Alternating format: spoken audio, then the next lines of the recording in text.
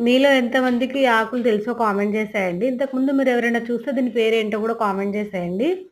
ఈరోజు మార్కెట్‌లో ధనియా పత్తా అంటే కొత్తిమీర అడిగితే ఇది ఇచ్చిరనమాట మాకు. చూడండి ఒకసారి ఎట్లా ఉంది ఆకులు. ఇది కొత్తిమీర అని చెప్పిరనమాట. అయితే లోకల్ కొత్తిమీర అంట. ఇక్కడ అస్సాంలో ఇది ఈ సీజన్‌లో ఇదే కొత్తిమీర దొరుకుతదంట. చూడండి ఒకసారి ఇట్లా ఉంది. సైడ్‌కి ఇట్లా ముల్లలాగా ఉంది ఆకులు.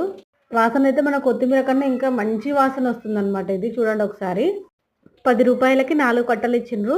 ఈరోజు మా ఇంట్లో మటన్ కర్రీలో కూడా నేను అదే ఏసిన. స్మెల్ చాలా బాగుంది. మరి మీరు ఎప్పుడైనా తిన్నట్లుంటే కామెంట్ చేసేయండి. బాయ్.